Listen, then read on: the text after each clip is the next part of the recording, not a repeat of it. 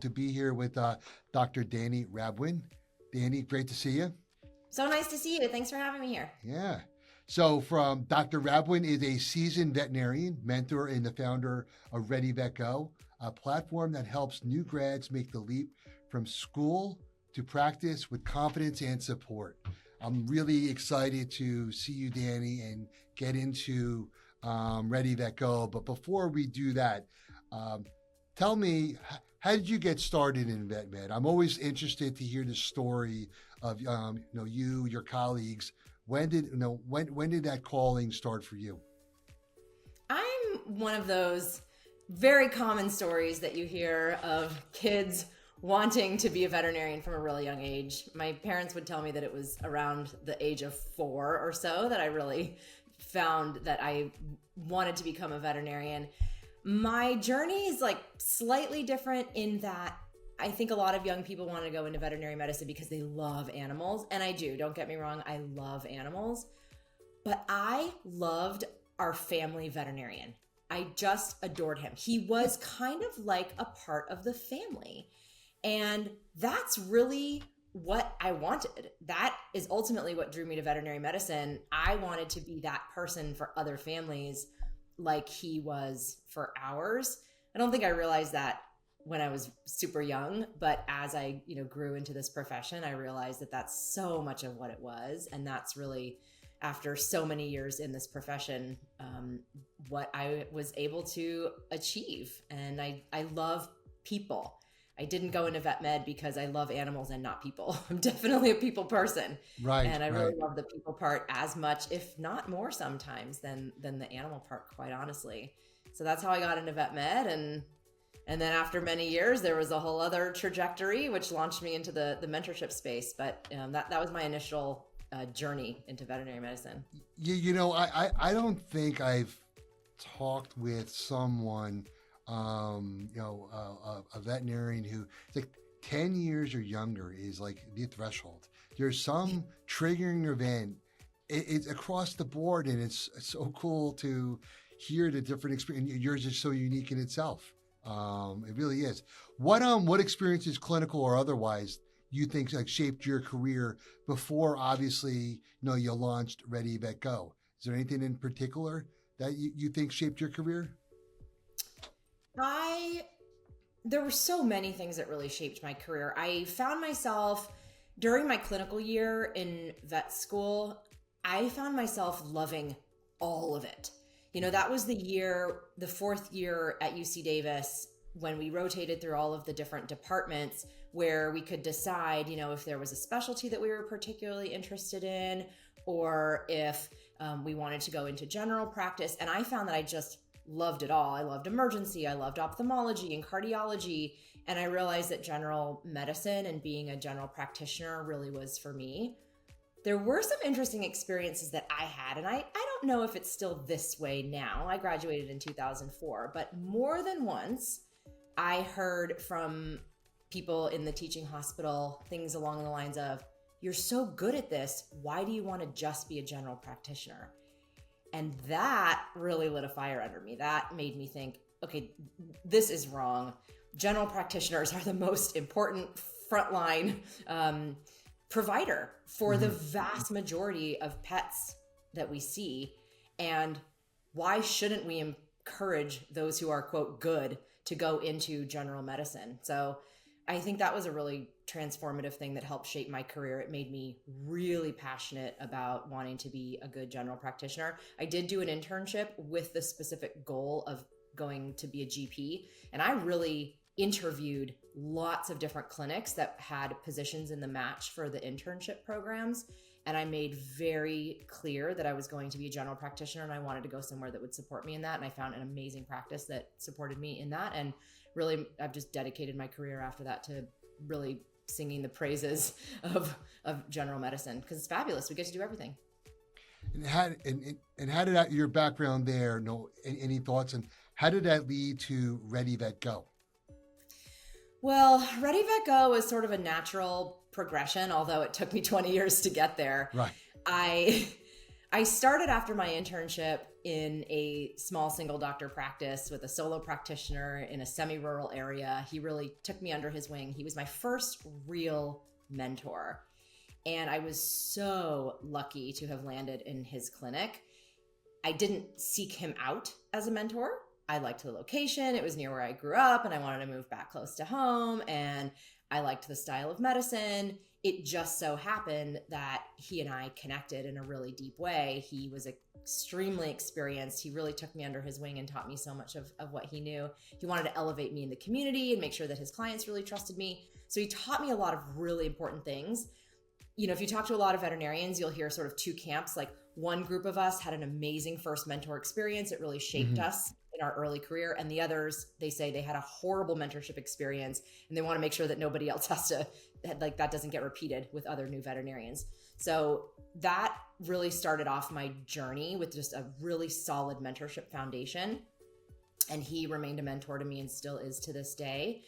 And I think, again, because of what I was saying before about me being a people person and really enjoying connecting with people, from the get-go, whenever, you know, I had a new veterinarian join a practice where I worked, or if we were near a technician program and we had a technician extern who would come through our clinic, I always found myself as the point mentor for that person. And so I kept adding on mentorship experiences over the years. And then what really sealed the deal for me was in the summer of 2020, I was an associate at a clinic where I've been for many years. I'm still in clinical practice there now. We brought on a new grad. She was a 2020 grad. And if you had a pet or were in the veterinary clinic the summer of 2020, you know how hard it was. Everything was curbside. It was very challenging for that particular group of veterinarians who just graduated. And she and I had a really great relationship. She had friends and classmates who were in practice and didn't really have the same type of mentor that she did. And since we were all getting used to being on Zoom, since it was the pandemic summer, we decided to form this impromptu Zoom group where I facilitated discussions a couple times a month with a bunch of new veterinarians. And it just changed the whole trajectory of my career. I realized that a lot of the mentorship and support that new veterinarians need can actually be done remotely. And the other thing I realized is that a lot of new veterinarians, they know medicine really well. So even though they ask a lot of medicine questions, they really know the medicine and they struggle with a lot of other things like confidence, imposter syndrome, time management, being a leader in their practice, navigating how to present a treatment plan to a client who has a particular budget or who has values and beliefs or experiences that they bring to the table. And those are all the things that I really love. And so what became this Zoom meeting to talk about medicine ended up moving into this whole other realm. And I realized that there was a gap in our profession, that there wasn't anything remotely that existed talking about these particular subjects to support new veterinarians and to support the clinics where these veterinarians work. And so I just decided to take an entrepreneurial turn in my career and launch a business. And it's really resonated with people and it's kind of taken off and it's added a whole new layer to my professional journey. It's been really fun. You know, not having gone to vet school, I know nothing about it, obviously. And I was talking with a new client this morning who's out in on the West Coast. And we're talking about one of the things that comes up in my conversations all the time, that clients are very apologetic. I know nothing about this. I don't know anything. I don't know how to do that. And I say to him, you know, doctor, it's okay. You know, I don't know the first thing why my dog is itching here or this. That's why I'm coming to you, and you're going to give me the options and explain to me the procedures. That's what my job is too. And we were talking about the last year of vet school, and she's saying there was like nothing left in terms of bandwidth for me to learn about. I just wanted to get through school in that, you know, at the end, because I've spoken at different schools. But it seems like it goes in one ear and out the other because they're so filled with, you know, just finishing that last year of school, business, anything like that. It just there's no time for that. And what you talk about a lot is that transition from school into, you know, a hospital. And I think that's that gap where you noticed, you knew about it, but it really was exacerbated during that COVID era, and say, wow, they're really missing that gap, and how to transition that skill set in there where Ready Vet Go just seems to fit right in and can help with that transition. That's exactly right, because what that other veterinarian, what you were talking about with her, is so true. There's so much medicine to learn, right, that even though schools are getting so much better at providing non-clinical content, really these vet students, they are, studying to pass their classes, be excellent clinicians, learn everything to pass the NAVLE. And so while there might be an opportunity to learn about some business or communication or leadership, that is not top of mind. And then they find themselves out in practice and realize, oh, that stuff is really important. And now how do we get that?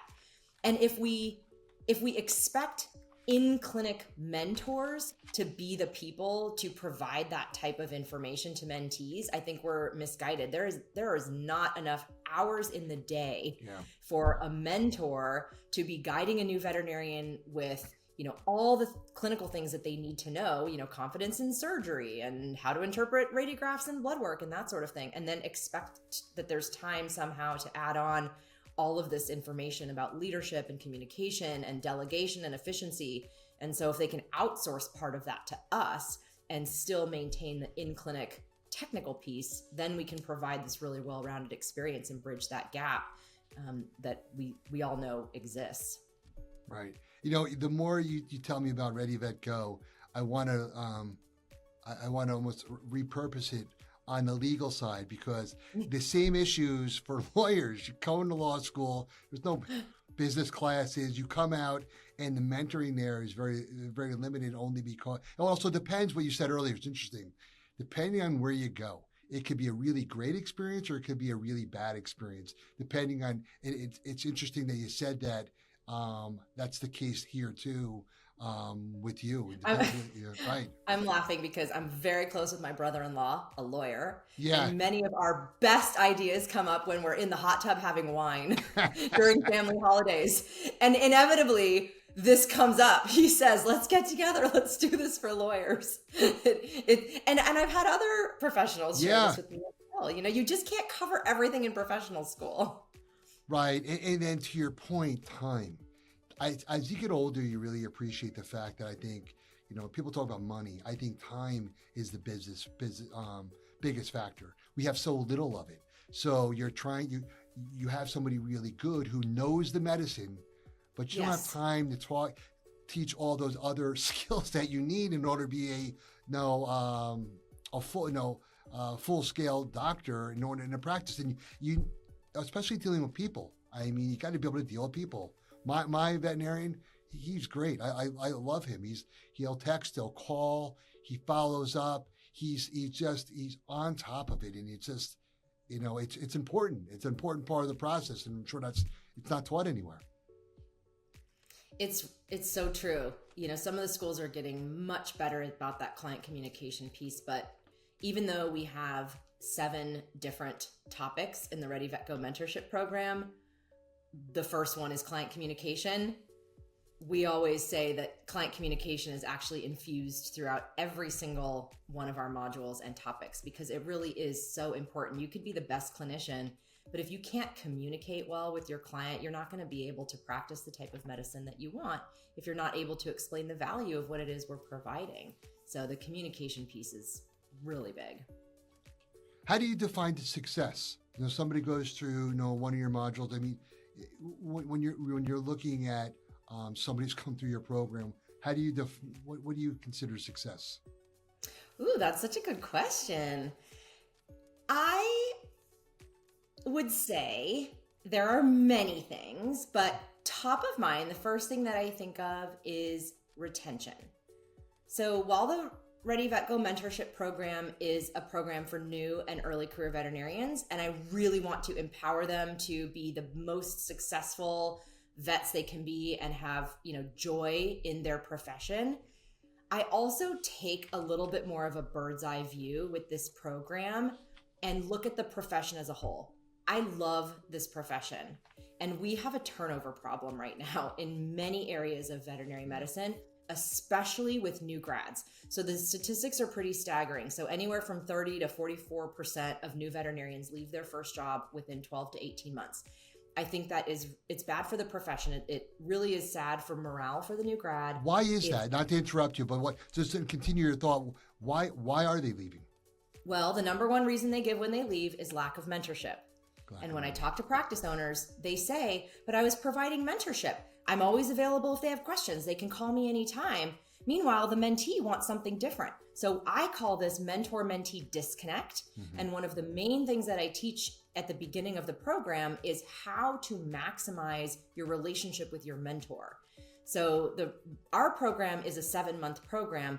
Hopefully, the new veterinarian is going to stay with their clinic for much longer. So circling back to the success piece, for me, decreasing turnover is a big sign of success with this program. I want to help bond new veterinarians to their practice.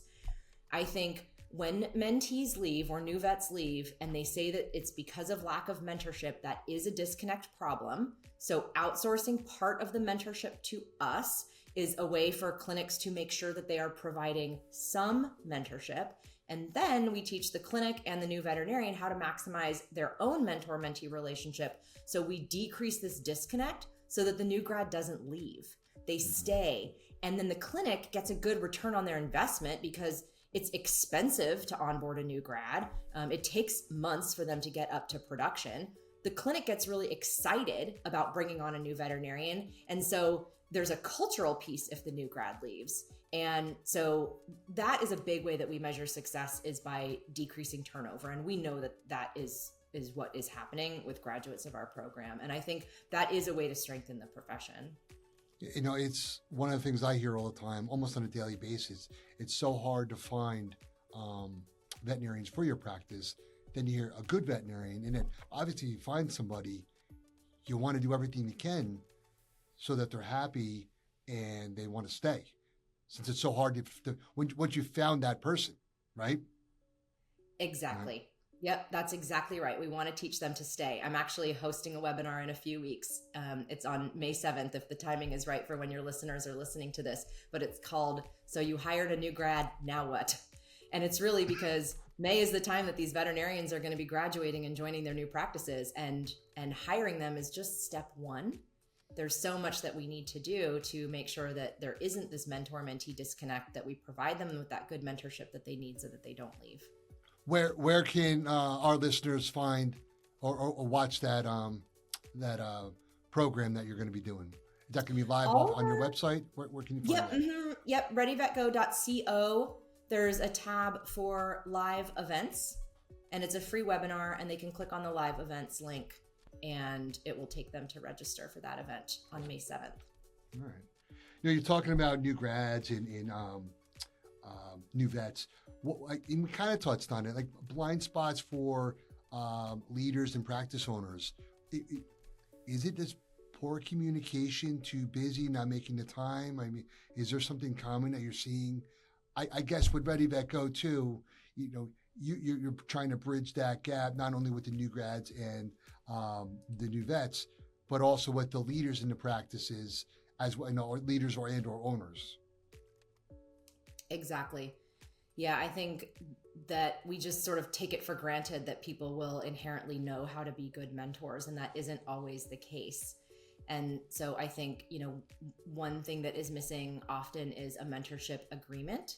And this is a way to help decrease that disconnect. So both the clinic and the mentee can share what they're looking for. They can set guidelines and expectations. How are we going to communicate? When are we going to communicate? I also think there's a little bit of a miss in practices when practice leadership just makes an assumption that associate veterinarians are going to be more than happy to be mentors. That isn't always the case for lots of different reasons. Things are busy, and associate veterinarians might not have time to be the type of mentor that they want to be. They might not be able to give all of the time that the new veterinarian needs. And so I think just assuming that an associate vet is going to be happy to be in a mentoring position isn't always the case. I think there's an opportunity to compensate in-clinic mentors financially.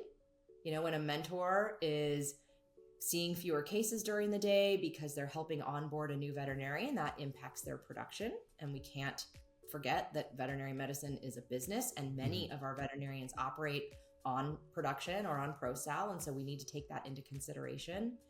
The days of, 20, 30, 40 years ago, when the practice owner brought the new grad under their wing and got a direct financial benefit from the new grad's success, those days are getting, fewer. There's still situations like that for sure, but we also have a lot more corporate ownership and associate vets who are running the practices but aren't in an ownership position. And so I do think we need to be compensating those mentors.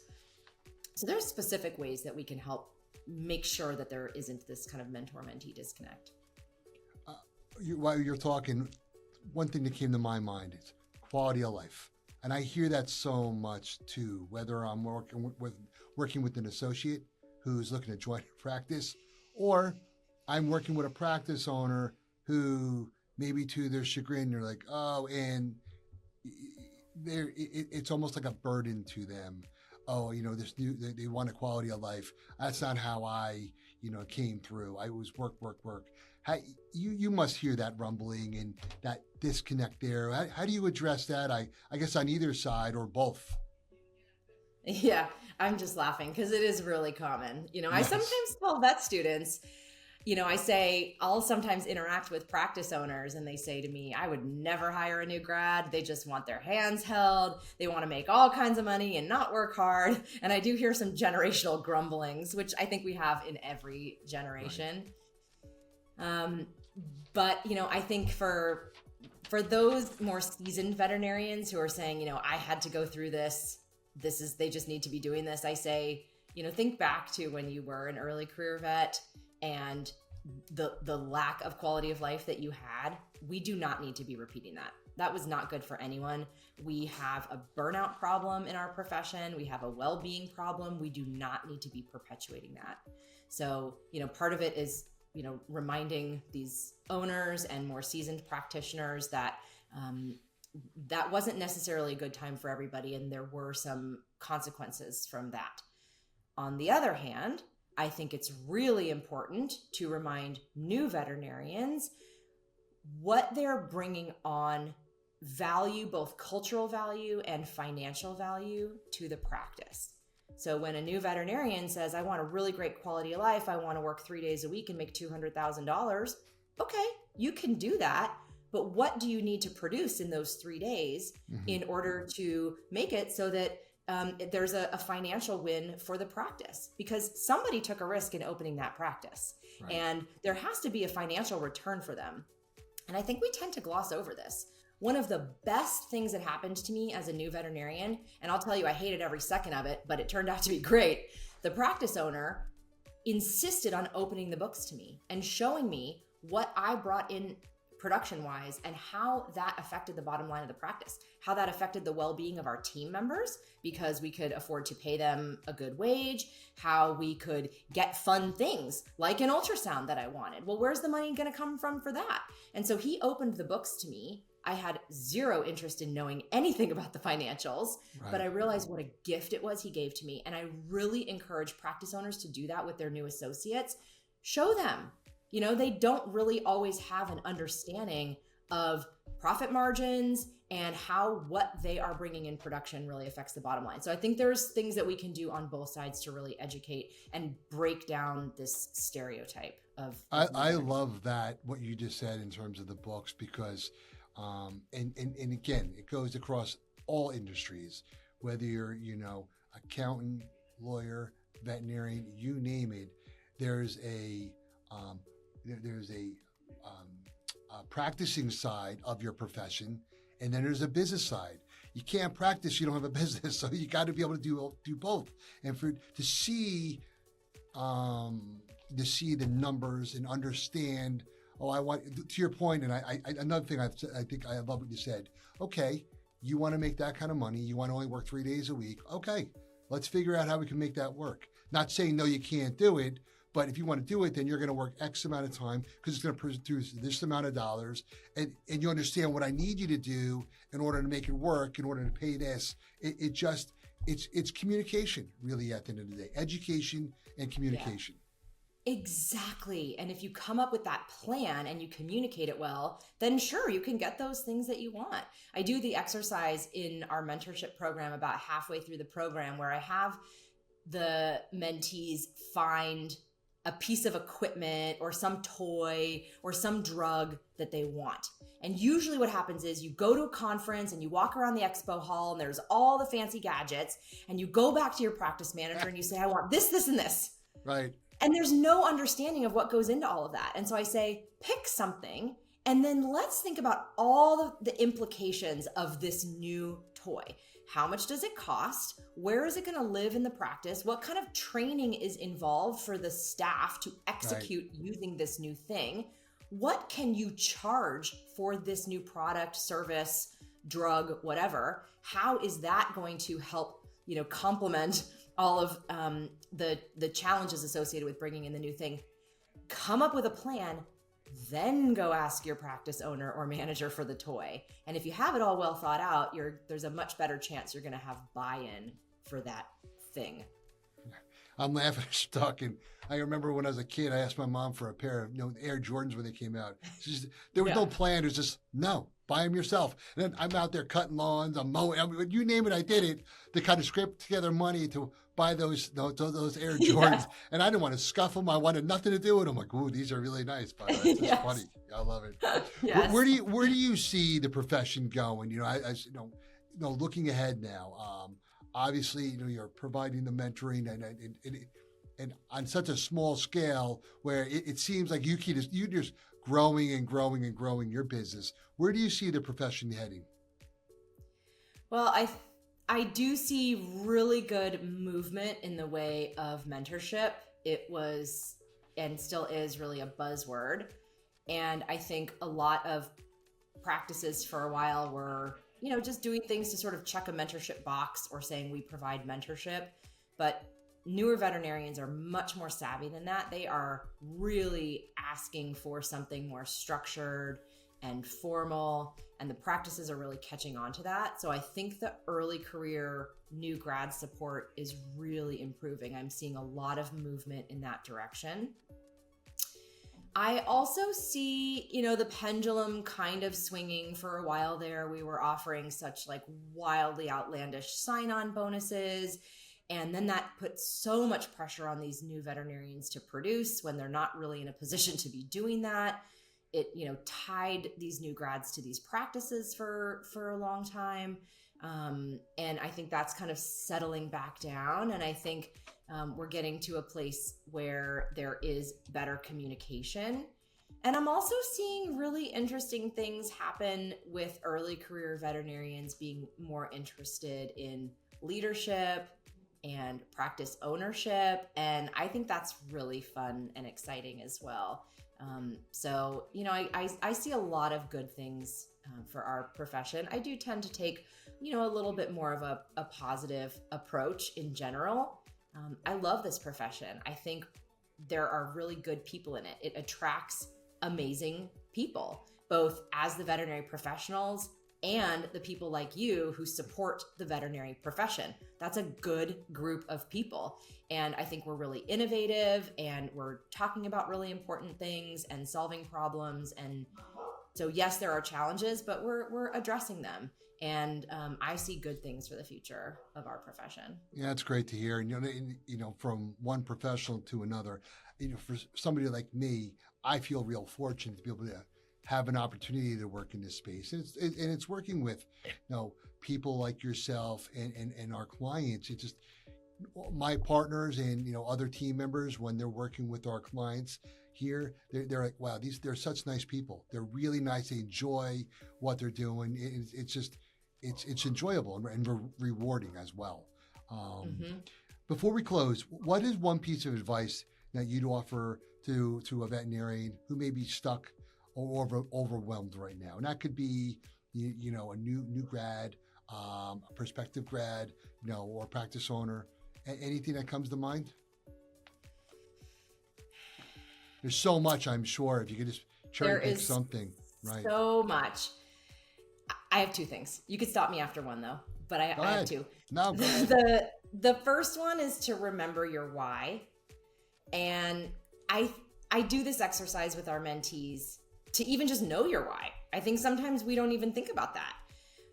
Why did you want to go into this profession to begin with? So I shared with you kind of my story about how I loved our family veterinarian and I loved that connection with people. And it took a while as I was thinking about my why to really craft that and to understand deeply what drew me into this profession. And so I think if you haven't done an exercise around knowing your why, I would just start there. And I really would encourage you to do that. And you can consult, like Simon Sinek's TED Talk about knowing your why. There's some really good resources around that. And then if you do know your why, but you are finding yourself stuck, I would just revisit it. And whys can change and they can evolve over time. And so I would remember to do that. That is kind of step number one. Okay. And then the other thing, number two, is to have fun and find the joy. I was just sharing a story with somebody about a mentee that I had a couple of years ago. And we were in practice together. This was not through my remote program. This was in my actual clinic. And she started her shift earlier than I did. And so when I came in for my shift a little bit later in the day, I walked into this really tense situation in the treatment room. Everyone was crowded around this dog. And my mentee, she was a new grad, and she was like, "Oh my gosh, thank God you're here. I'm so stressed. I have no idea what to do. There's this dog and it needs an ophthalmologist and she can't get him in and I don't know what I'm doing." And I said, "What's going on?" And she said, "Come over here." And I went and I looked, and I don't know if this will gross you out as a non-vet here, but this dog was a Labrador and he had eye worms. He had worms in his eyes, these little tiny worms. And I had learned about eye worms, but in almost 20 years of practice, I had never seen eye worms. But when you're in vet school and you're learning about everything, you kind of don't know what you're only going to see once in your career or what you're going to see every single day. So you might think you're going to see eye worms all the time. And I just said, "Stop. We're going to sort this out. Your patient isn't dying. Take a deep breath. And I want you to realize how freaking awesome this is. You might never see eye worms again. This is so exciting. Let's take some pictures. Let's take a deep breath and enjoy this Always moment." the optimist. I love it. Always. Right. This is fun. This is cool. We get to help pets and it's fun. And we figured it out. We ended up calling an ophthalmologist. Everything was fine, but it's kind of like sort of a stop and smell the roses moment. Like, I think we get so caught up in the daily grind of our profession and it's busy and it's hard. And I do not mean to sugarcoat it at all. There are tears and there are challenges and we're talking about big stuff. Also, we're doing good work and it's often fun. And so just kind of pausing and reflecting on that and finding those joyful moments, I think can really help. This on that last story you just told, also somebody like you, a mentor can come in, identify what that is and say, "Wow, how cool is this? This is a really unique experience," because the experience that your personal experience that you have, whereas a young vet or new grads looking at that and they don't know what to do and panicking, there's again, the importance of having somebody, a mentor, to kind of guide you and take a step and say, "Hey," like you said, smell the roses. Take a look at this. You may never see this again. Pretty unique. Yeah, it's pretty cool. And it's good for the mentee and it's good for the mentor. It really is rejuvenating to get that excited again through the eyes of a new veterinarian. And so I encourage anyone to mentor in their clinic because it's really fun. Well, listen, I really appreciate you being on today. Before we go, do me a favor and tell our listeners again where they can go to find out about Ready Vet Go and any program. Can you just repeat the program that you're having in May and then any specials, anything else, any other information that you can share about Ready Vet Go, please? Yes, I would love to. So our website is readyvetgo.co. And we have a couple of exciting things coming up. We have the May webinar, You Hired a New Grad, Now What? So you'll find that link on the live events tab. And we also now have enrollment open for the July cohort of the Ready Vet Go Mentorship Program. So this is great timing for new grads who are graduating this cycle, and for practice owners and practice managers who are bringing on a new grad. This is a great perk to add to their onboarding package to help provide them with the extra mentorship that they need. And so right on the banner, when you log on to readyvetgo.co, there's a button for you to click for enrollment in our summer cohort. And since you and I are Vet Partners friends, I always have a 10% off code for all of my Vet Partners friends to give to their community. So I'll pass that on to your listeners, and it's just Vet Partners. So when you check out for enrollment for the Ready Vet Go Mentorship Program, you can put the code Vet Partners for 10% off that. But you'll find everything at readyvetgo.co. Great. Dani, thank you again for being on the show. It was great seeing you. You too. Thanks so much for inviting me here. This was great. All right, great.